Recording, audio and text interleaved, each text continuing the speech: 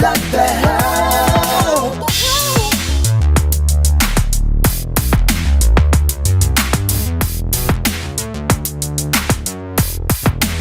Relate to this.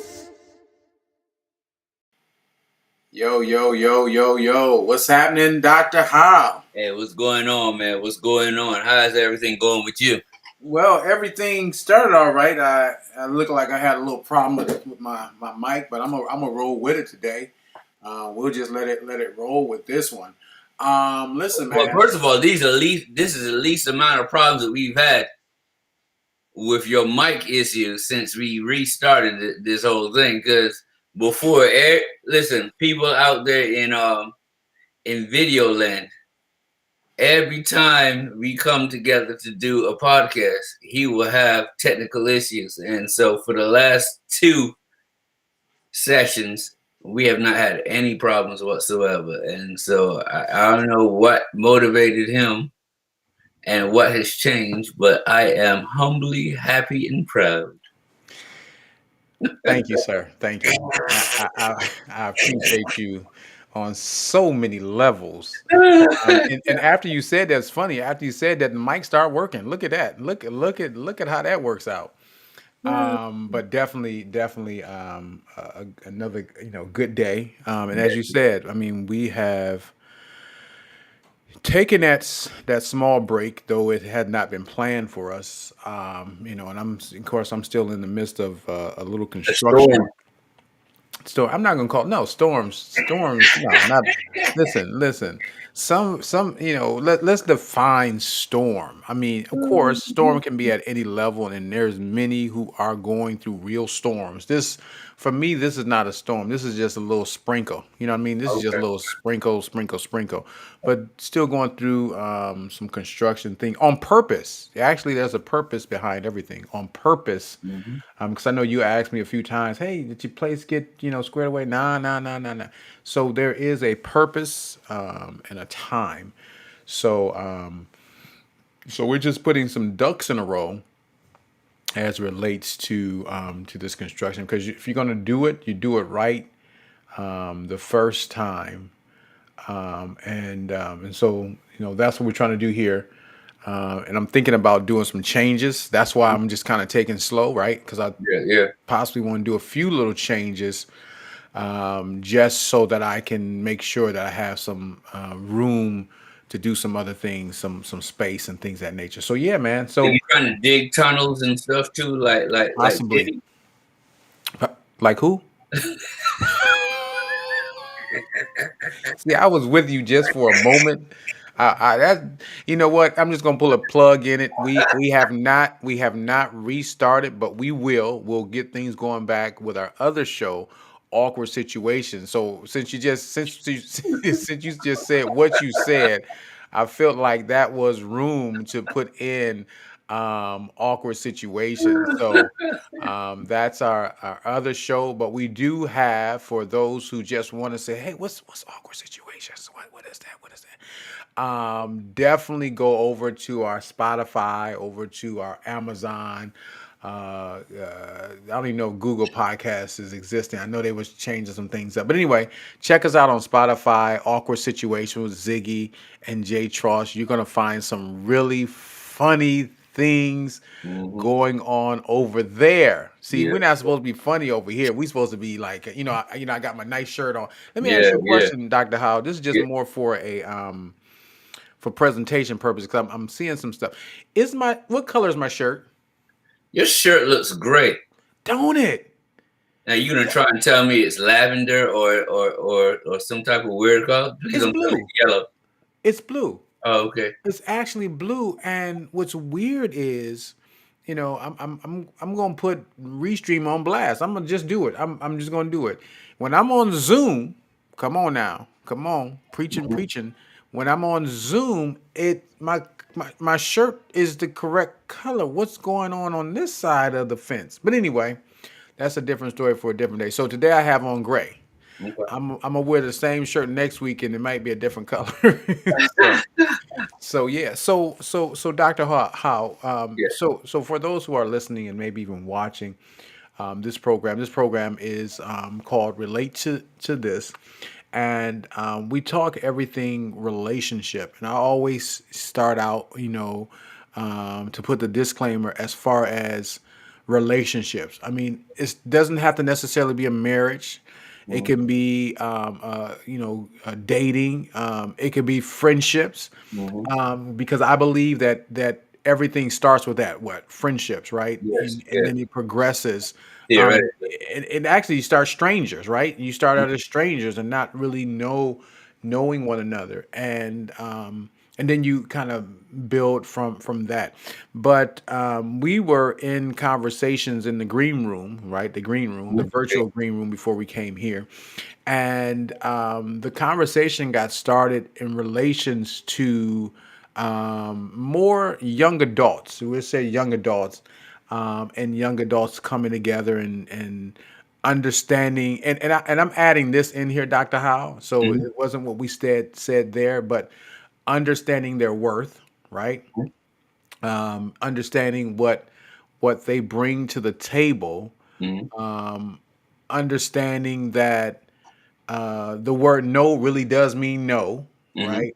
In some of those aspects, and so we got started on that tangent, but it led us to another point where we're talking about men, or husbands, right? Husbands, or even those who've been in long-term relationships who are not married, right? Mhm. Having real issues. And Mhm. so that's where I we kind of pause and I say, you know what, let's get the show started so that we don't lose the momentum. And so Yeah. I want Dr. Howell, I want you to take us through this question that many men are asking themselves today, right? Mhm. I'm gonna say it in a more dramatic way, but that question that those who have been married, I want to go to that high number because we're seeing it now that Mhm. 30, 40, 25, 30, 40, 50 years, right?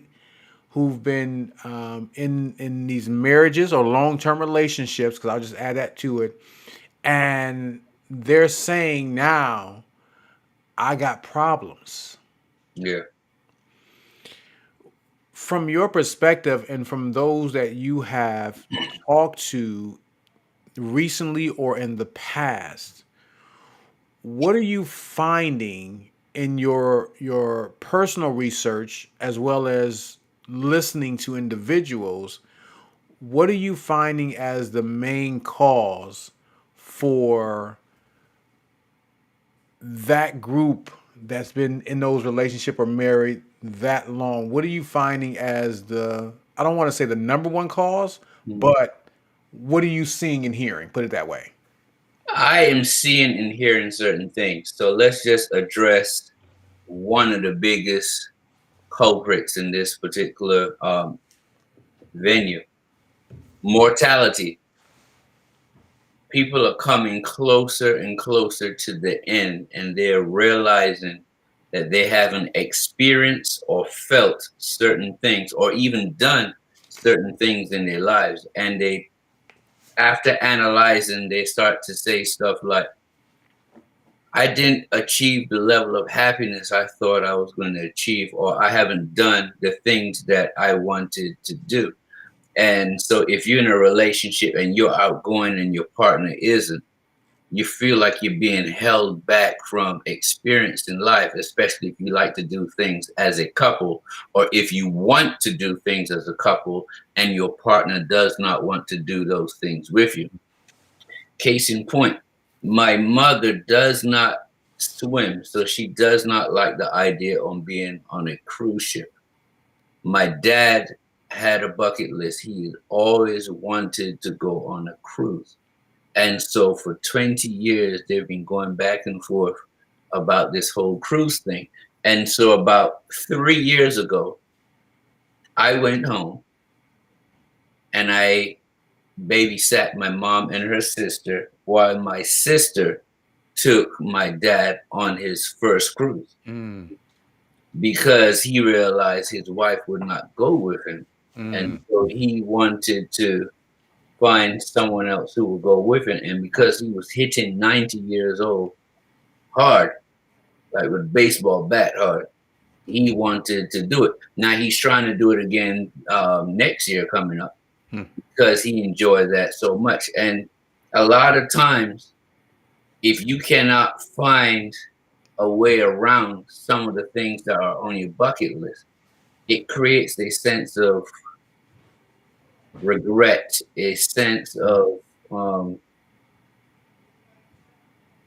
not being comfortable with what you've achieved in life or what you wanted to do in life. And so people tend to want to make drastic decisions. So you find people who've been together for years now getting divorced as soon as the kids are gone. So Oh, so go so ahead. so so I'm sorry. So hold real quick. So what you're saying is, after being with someone so long and not experiencing certain things, and as you mentioned, as you begin to get older, you're saying that I wanted to experience all these things, Mhm. so I'm going to just do it, right? Yeah, And then in some cases it goes to the extreme, right? yeah, Like, yes. you didn't go to Europe with me, or you didn't go here. So I'm getting out of this relationship, Hmm. after 40, 50 years, right? Yeah, but the flip side is equally as depressing Mm. because think about this. Now you harbor hostility and resentment towards your partner because you feel held back. You feel like you are being limited to what you can do. And this person is not willing to change or budge in any shape, form, or fashion. So Hmm. you see a lot of old people hating each other, but they're comfortable with being together, but they do not like each other. So you can love someone, but not like them. And you can love someone, but not like the way they make you feel, or like the way they're controlling of you, or like the way that they're stopping you from doing or experiencing some of the things you want to do. Hmm. And the older you get, the more you see people lashing out, and so we find divorces a lot, especially when women are going back to school. We find that a lot of women, especially the highly educated women, are initiating more divorces now. That's another thing that my research is finding. Mm. Whether they have kids or not, they're initiating divorce, especially in the Black community. Mm. And that's because they feel like I should be able to do more. I want to do more. I deserve more.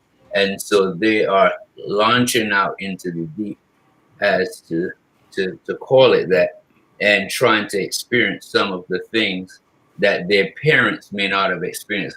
They saw their mother look miserable. They saw their parents fighting and bickering, and they want something else. And because that education gives them more money and more opportunities, they're willing to launch out on their own and hopefully, in the process, find someone who will be on the same wavelength as them. So based on that, in your research, just from what I'm hearing you saying, is in these scenarios, these couples have tried the counseling, and they've gone through steps to try to understand one another, and so then through the years, that understanding never come to an agreement. So at some point along the way, using, well, all these years, okay, I've been a housewife, right? And I've told you for years that I wanted to, get out, or you said no, no, no, no, no, you stay home, and or whatever the case may be. And so that is one case where, now I have made myself so unhappy because of it. Because as you mentioned in previous episodes, I'm not there to make you, I can't make you happy, Mhm. right? So I've But, made myself but you unhappy. can provide ingredients Right, of course, absolutely, that would absolutely. augment my happiness. Yes. Right. And so, but I've made myself so unhappy over the years that now I want happiness. So, But pause 1 second. Not just yeah, happiness; they want extreme happiness. extreme happiness. Extreme happiness. So they think that they can make up for all the years of happiness in a short amount of time. So now they're out to do, like, they want to party, or they want to go on mega vacations, or girls vacations, or guys vacations, or a 3 week vacations every 3 months or something like that. And so now it's costly. It's exorbitant, and sometimes it might be unrealistic. And a lot of that is tied to the fact that people know they have a time limit. People know they have a shelf life. Oh, my dad had a heart attack at 55. I'm 40 something, and so I don't want to be held down anymore. Or my mom got sick at this age, and I still want to go do stuff when I can still enjoy it without my knees hurting, or without feeling sick. Who wants to go to Africa sick, being pushed around in a wheelchair? Who wants to go on vacation that when you have an opportunity to do it in your 40s and 50s and 60s? Right. So, but my question is this, and I'm trying to get to the meat, right? Mhm. Is, and we'll use your dad's scenario for this case. Okay. He's 90, right? He's 90, Mhm. and he's taking his first cruise Mhm. because all of these years, he's wanted to go, but your mother said, I'm not too interested in going. Mhm. But in those years, where did we find our happiness, right? And what I mean by that is the cruise may be a bucket list item, right? Mhm. For this person. My bucket list items may be going to a ballet, Mhm. right? Mhm. Or whatever the case may be. And so you may say, I don't want to go to the ballet, Mhm. right? So all these years I've been wanting to go to ballet. So finally I just get up and I go, to the ballet. Mhm. At what point do you think, in what you have seen in individuals that you have talked to, at what point do we find a common ground, right? That's going to continue to energize the relationship, because based on what I hear and what I see is I'm going to hold this, right, Mhm. against the relationship. Mhm. And now remember, and I'm moving from your dad. Now remember, when we got married, we were in our 20s, Mhm. right? Mhm. Our parents were healthy, everybody was healthy. We didn't know that when we get into our 40s, right, Mhm. that our parents would, have the illnesses that they have, or whatever. So when somebody say, well, my dad died at 60, and so now I want to experience ABC, right? So Right. now Right. there has been a shift, Mhm. right? So we got into the relationship and everything was wonderful, right? Mhm. Mhm. We were on the same wavelength, and we had a plan. Hey, and we're gonna do this. We're gonna buy a house here. We're gonna, whatever, right? Yeah. Yeah. So then something distracts the plan. Mhm. And it's usually kids or money. Right, definitely, yes, yes. Kids, Kids. money. Yep. So those things come into to the. How do I maintain the plan? And I'm using the plan as that that piece. How do I maintain, when we got into the relationship we didn't have kids, when we Mhm. got into the relationship we didn't have health issues, when we got into the relationship we didn't have money issues, when all these things. How do I maintain the plan so that when shifts occur, right, when they occur, Mhm. I am well prepared for them? I know that word, well prepared, prepared, when it comes to relationship, you never can be. But how do I react in a positive manner to keep the relationship going? Because, and I'll let you talk here, because when I get 90 years old, I should not have to say that all these years I wanted to. Right. So how do, in your professional opinion, how do, and I know we've talked about it in so many different case scenarios to our questions, but for our listening and viewing audience, How do we maintain the plan? All right, so I'm going to address that in a couple of ways. The first thing that I want to talk about is if you have a list, make sure your list is complete Hmm. to the best of your ability. So if you wrote your list when you're in your 20s, it needs to be readdressed. If you wrote it in your 30s and you're in your 40s now, you need to readdress it to see if what you put on that list is still as important as it was back then. Because you might have things on your list that your partner might say, well, that was on your list. Well, it's not important anymore. Well, why is it still on the list? You know, so you have to readdress the list. So you have to self-analyze to see what, if you were to die in the next year, what would you regret not doing in your life? And cross off the things that don't matter and put the things on there that do matter. That's the first thing. So address your list by reassessing what's important to you based on your priorities. Secondly, have those conversations with your partner as to what is important to you and why. So attach a reason to why you want to do each of these things, so that when you're speaking to each other, they can hear the passion, they can hear the enthusiasm, they can hear the reasoning why. So that's the second thing. The third thing you should do is flip-flop it. So 1 month, or it might be 2 months out, we do one of your things. Hmm. And then the next month or 2 months out, we do my thing. Hmm. We flip-flop them so we all get to get something off the bucket list. Right. Now, we also have to agree, if you don't want to do X, that's on my list, I can pick someone to go with me, or I can go with a group of friends with me. So it could be a boys' trip, it could be a girls' trip, it could be a family trip if you get to go. So my mother never said, look, I'm not going, you're not going. Hmm. She said, find someone to go with you.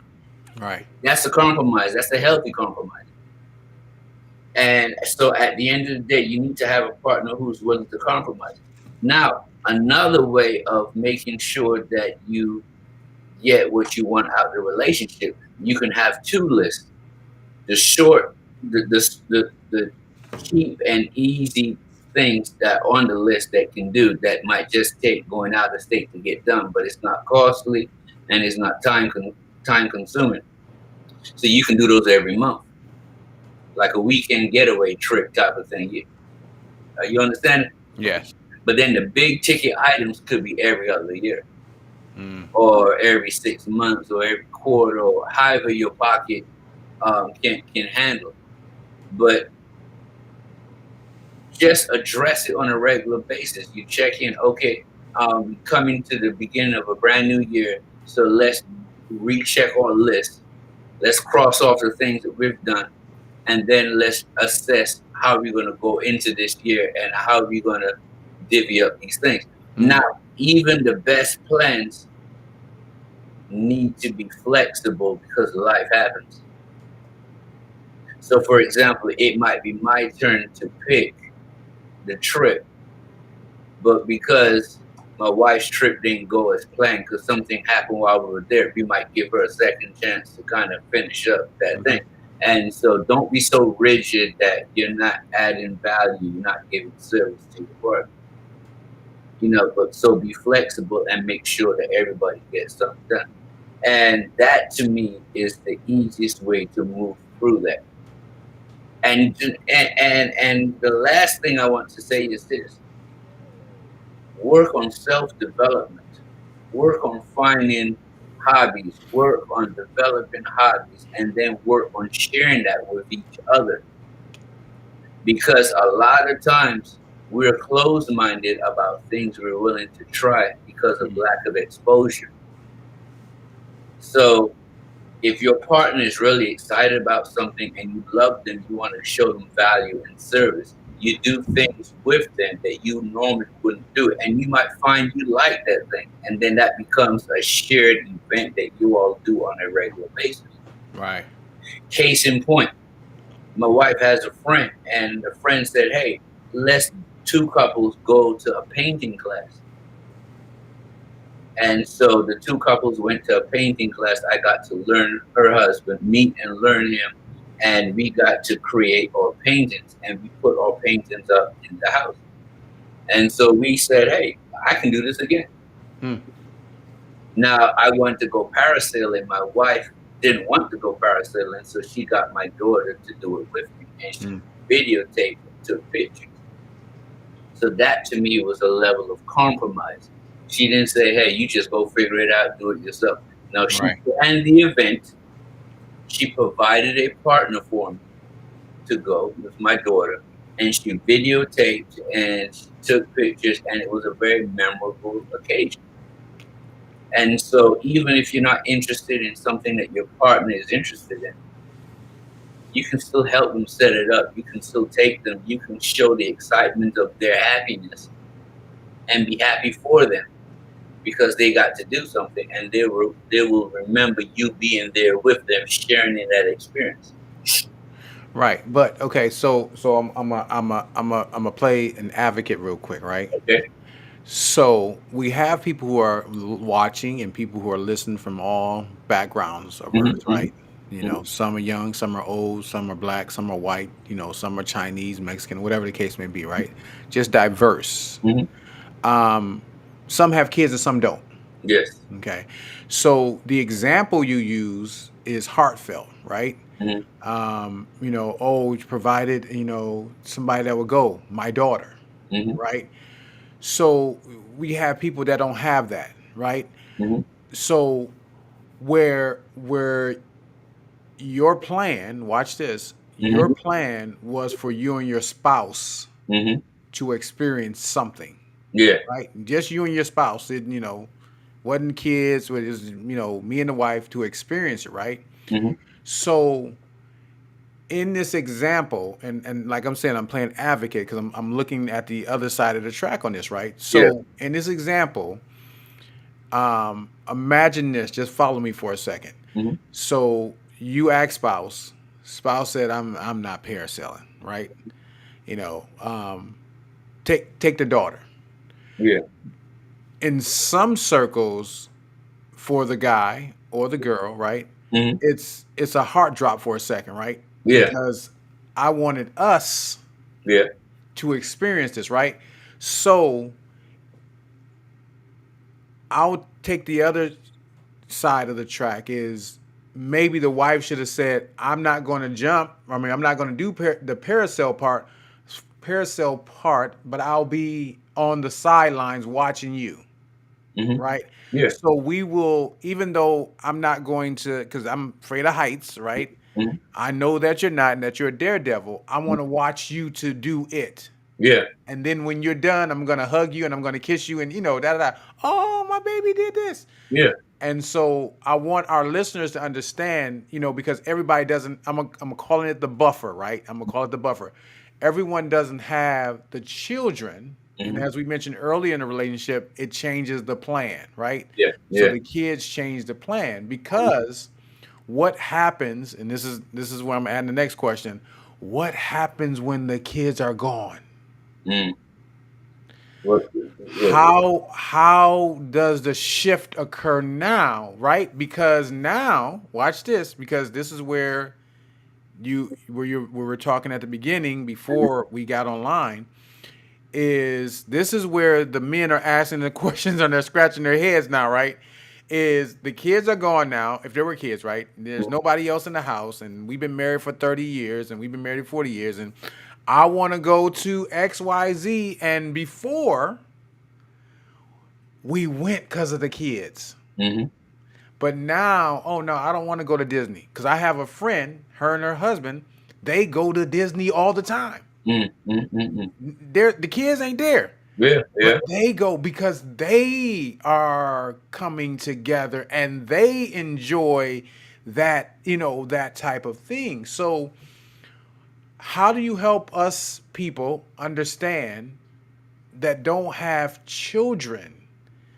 How do you do what you just said? What are your recommendations? And because when you talk about compromise, Mhm. right? There was a buffer for your compromise in this situation. Mhm. But how do we work that magic without the kids and the kids are gone? I'm going to address that from two ways. The first thing, clubs. There's a club for everything. I remember when I used to keep rats in my classroom because they're rats are as smart as horses and they're really good pets. And but just for the fun of it, I looked up rat clubs in the United States, and almost every state has a rat club, and these people come together to show off their rats and show off their skills and show off all the different things that's rat based. So there's a club for everything. And so if you don't want to go with your partner, find a club that they can join, that they can go away and get some time doing what they really love doing and be part of it. Join the club with them, or drop them off, pick them up. How was it? How was it? Explain it to me. Show some interest. I have an aunt that I look up to, and she said to me, "I really don't like football that much, but my husband loves it. So every Sunday I'm there. Oh man, that was a good play. So explain that to me. Okay, good. Yeah, that's all." She's like, "I can't stand it, but it is something that is important to him. So I'm going to be there cheering him on and making sure that he feels like I cherish what he's doing. And what he's doing is important to me." And so even if you can't show up and take part, find an outlet, find a venue, find an opportunity for him to release that energy that is based on that particular topic. And he or she will appreciate the fact that you took the time and energy to get that done. But on the flip side, let me tell you what often happens in relationships. You have kids and everything is kid based, and you don't do any adult based anything. Now the kids are grown up, and they leave the house, and now you've grown apart because you never put that time into learning each other, developing each other, encouraging each other, and adding value to each other. And now the kids are gone, and 2 weeks after the kids leave the house, you get a divorce. And so that's one of the reasons why I said you write the list, discuss the list, and you go back and forth. That helps with the developing, that helps with the growing, that helps with the adding of value to each other, to make sure that you understand it's not just us and the kids, it's me and you first. Because most women would put their kids before their husbands. But you do that for 18 years. What happens when the kids are gone? See what I'm saying? Right. A lot of times we need to remember that we were together before the kids came. We need to keep that camaraderie. We need to keep that same energy. Even though we have kids, we still need time together. Because when the kids are gone, it's me and you again. And if those kids decide that they don't want to look after us when we get old, we need to look after each other. And that's what a lot of people don't understand. We have to keep nurturing the relationship. You should still, we brought this up before, the 2-2-2-2. Every 2 days we have to check in. Hey, am I doing everything I need to do? Is there anything I need to work on? Every 2 weeks we need to go out on a date and have some fun together. It doesn't have to be expensive. And every 2 months we need to have a major overnight where we get away from the kids if there are kids involved, or a long day out, where we go to one state over and kind of enjoy something new together without kids, distractions, cell phones, and all that stuff. Take your cell phone, yeah, but don't be on it constantly is what I'm talking about. And even when you're on dates, I don't know when's the last time you saw someone on a date, but you see people on dates now. Both people on the phone. Why you bother going out if you're not going to spend time talking and learning each other? Like, why? Why waste the money if you're not going to communicate and get a deeper understanding or love or some type of affection for each other? And so what do you do You find clubs. What do? You plan accordingly. You be proactive about making sure you put that time out and put that time into making sure that we both challenge each other to be the best versions of each other. I hope I So covered everything. yeah. I'm gonna go back just a little bit. So, um, and I'm just kind of repeating in a sense. So I was watching this pastor, and he did a little test, and he said, "I want to get this family. This who got kids? Who got kids? Okay, well, I'll see you. Come on up here. Come on up here. Come on up here." So they came up, Mm-hmm. and he just was doing this test, just random, did his test. So they all came up. The wife was right here. The kids was in the middle, Mm-hmm. and then the husband was at the end. And he said, "Look at this." He said, "Now." He said, "Before the kids, where were you?" Then they tried to hurry up and try to flip it around. He said, "Oh, no. He said, "It's a natural tendency." He said, "Now, if you look at it, you're over here, Mm-hmm. he's over here, Mm-hmm. and the kids are right here. So who's getting the attention?" The kids. He said, "That's not how it's supposed to be. Mm-hmm. It's supposed to be you two Mm-hmm. and then the kids." Mm-hmm. And just like you said, because now, if you give all these the attention to these kids for what, 18 years, Mm-hmm. 20 years, or whatever, right? So what do we do? What do we do with the natural instincts as parents when our kids go away to school? The natural instinct is we cry. Yeah. Oh my gosh, my baby. And some people cry for 10, 15, 30 days, Mm-hmm. right? It's And more. I'm not saying it's not a genuine cry because you're going to miss your child, but also when if your spouse goes away, do you do the same crying? Most of the time we don't, We don't. because See, we. I see you when you come back. You're right. Yeah. You know, they go away for a trip, go away for anything. But if our kid goes away for 2 days, we standing at the window waiting for them to come back. But not only that, if they go out that night, you can't rest. I remember my mother couldn't rest until I got back home safely. Right. You know, do we put that same energy in for our husbands and our wives when they go out? Or you know, I talked to this guy. I coach him, and he was saying that his girlfriend of 3, 4 plus years got up and fixed his plate, and her family gave her a hard time for wanting to take care of him.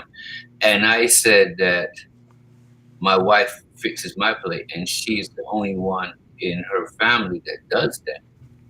Someone said something one time, and she was like, "I don't have no problem. He does a lot for me, and he does this, and it's my pleasure to serve." Now, her love language is acts of service. Right. So she's actually communicating her feelings to me when she fixes my plate. Right. But a lot of times we give people a hard time when, if a guy is overly into his girl, "Oh man, you whooped," and you whipped on that, and we give the girls a hard time. But that is a good trait. And if you can keep up that same energy after you have kids, you can still dote all over him or her, and you can still give him or her the attention that you gave him when you were dating. When the kids are gone, it's not such a lasting emptiness. Right. My wife and I, we're empty nesters, and we're having fun. We're enjoying each other. We play games. We have movie night. We go out on dates, and we're not whining and pining for our kids. We do miss them, but it's not that big of a lacking in our lives where we feel like we're going to jump off a bridge type of situation. We're enjoying having the house to ourselves because we like each other. Right. Right. And that's the biggie. A lot of couples don't like each other; they just tolerate each other. But okay, so we're running out of time. So when we say tolerate, right? Mm-hmm. And we say don't like each other. Mm-hmm. If you don't like something, you don't, some food, you don't eat it, right? Mm-hmm. I mean, some people do. If you don't like a show, you change the channel, Yeah. right? Yeah. If you don't like a relationship, you stay in it. A lot of people do because they have kids, because it's convenient, because they they think that, oh man, nobody wants me now because I don't look like I did back in the day, whether Mm, male or female. And so the research says that you will like up to 70% of the person that you're with. The other 30%, you just got to get used to it. It's a wrap. It could be the snoring. It could be the fact that they don't wipe up the counter when they're done. My wife and I, our biggest argument when we first got married was I did not wipe the counter down after I brushed my teeth mm, and wash my face in the morning. My biggest concern of her was she squeezed the toothpaste in the middle of the tube versus at the end. You know, and so it's stupid stuff that we're arguing about. But if you focus on something enough, that's all you see. You miss that 70% that you do like, and you start to focus on that 20 to 30% that you don't like, and now all of a sudden everything is amplified. So a lot of us stay in relationships because it's convenient. I don't want to go back out there into the dating world. Um, I don't think that I can get anyone better at this point in time. And so you just sit there in misery. Or sometimes we stay for the kids, and then when the kids are gone, we're like, oh man, it's too much. But a lot of people do divorce after the kids are gone. right. Yeah. And that's because of that 30%. And most of the time when we find someone new, we're looking at that 30% and we marry them for that 30%. And then when we get married, we realize, man, I'm missing that 70%. Right. Yeah. So, we're so caught up on what we didn't have in that last marriage that now all of a sudden we ignore all of the good stuff that we had. So, you know, it's stupid. Human nature, we're real fickle. And Right. relationships are real fickle. Absolutely. Absolutely. Um, it's it amazes me when we look at and see relationships that prosper, relationships that gets how they say get better and better as the day goes on, and the poetry in it, right? Yeah, yeah. And then on the flip side of that, you see um, one thing happens in a relationship and it begins to tumble Hmm. to a point of no repair, as irreparable or whatever you want to call it. Um, but as you said, that 70/30 is sometimes what brings people through. Um, so when things, go off the plan, or things, you know, don't go exactly how you wanted it to go because of the things that occur in your life, that you have to look at that 30% and say, is it worth, is it 30% not enough for me to work this through and I should turn the corner and walk away? Or am I going to be able to make this work? And I think for those who are listening and hearing, then you probably have a mixed bag of individuals Hmm. who said the 30% was just too much, right? Too much to bear. There were things that I just could not accept, that I did not want to accept. And so after 30 years, I decided to call it quits. I want, and I'll let you say, I want us to, some point we're gonna have that episode Hmm. that specifically talks to that group of people, right? Those who say, listen, I'm on the fence. I could be here today and I can be somewhere else tomorrow. Hmm. What can I do? What can we do? What can he do? What can she do to, I don't want to say pull me off the fence, because I don't want to pull you if you don't if you don't want to get off the fence, Yes, sir. but Yes, sir. what do we do with what we have? The kids are gone, Hmm. the dog is gone, Hmm. and we are here in this 10-bedroom house, and this I can hear the echoes in the air. You know, Mhm. Yeah. how do we manage it? We want to we want to dive. We want to give that special attention because we know, and I'll add this piece to it, Dr. Howe.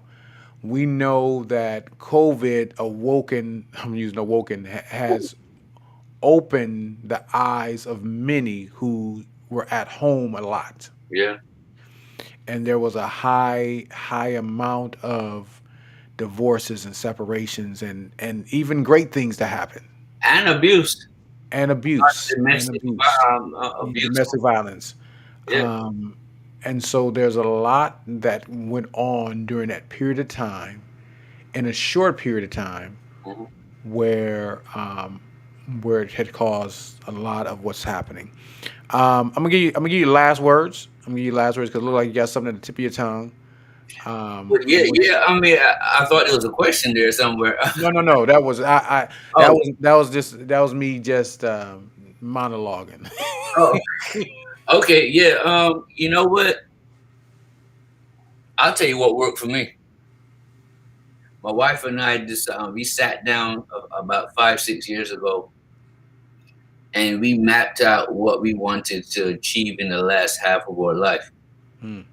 And one of the things that we've been talking about is what type of house we want to retire in.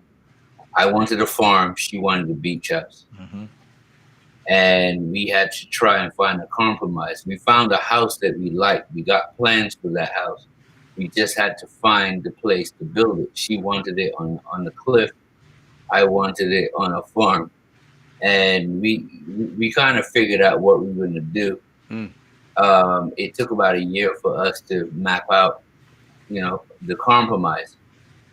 And what I do is this. She does stuff to get me upset. I do stuff to get her upset. My way of coping is this.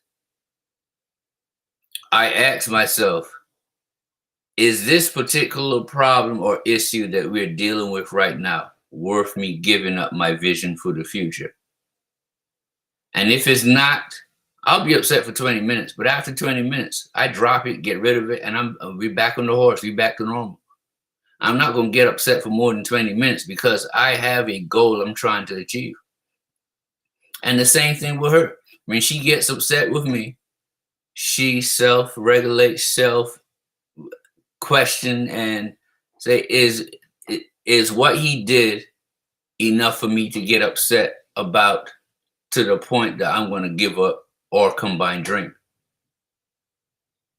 And that's why I said it took a year for us to map it out, because once both of y'all buy into that drink, now you become committed to it, because love is not enough to keep a relationship together.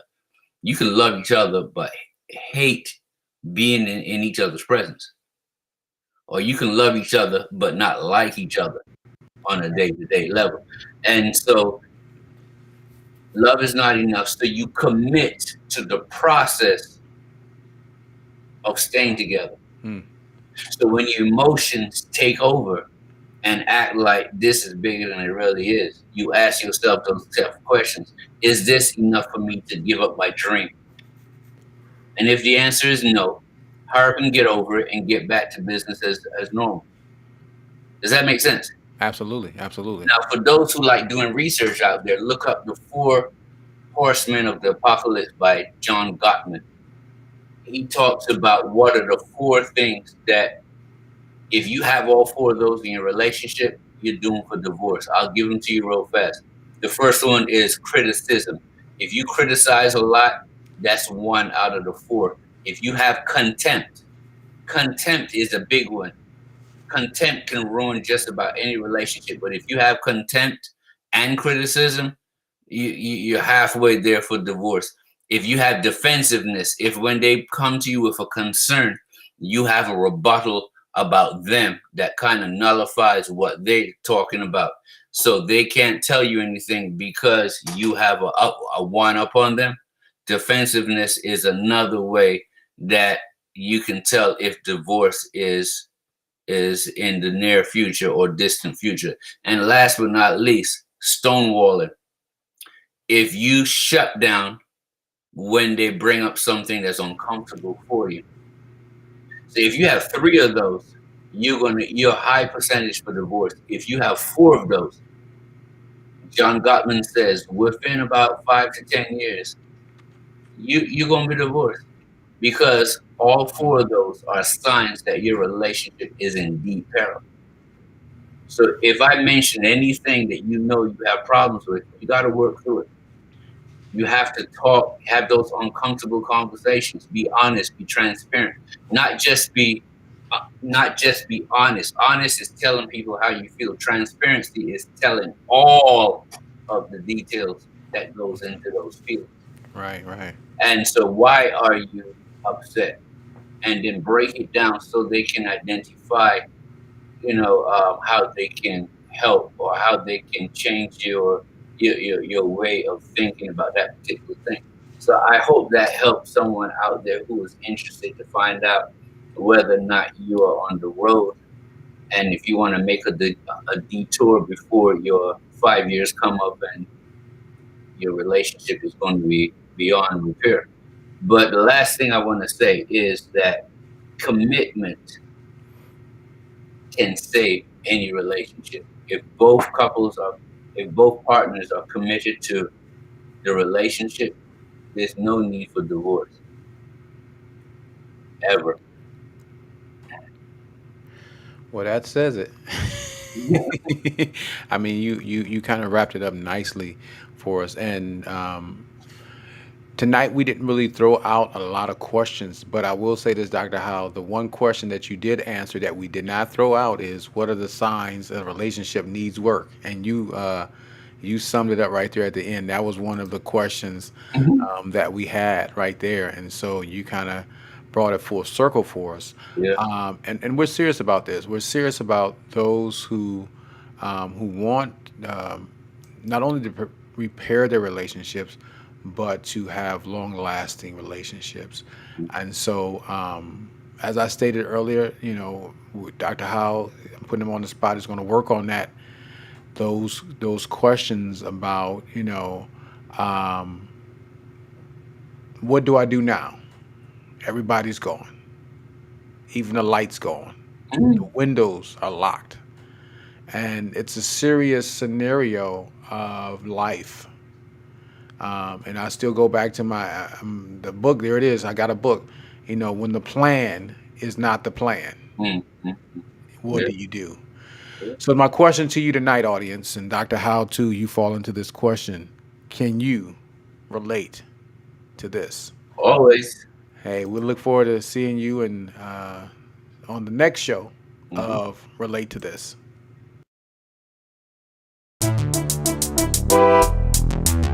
Relate to this.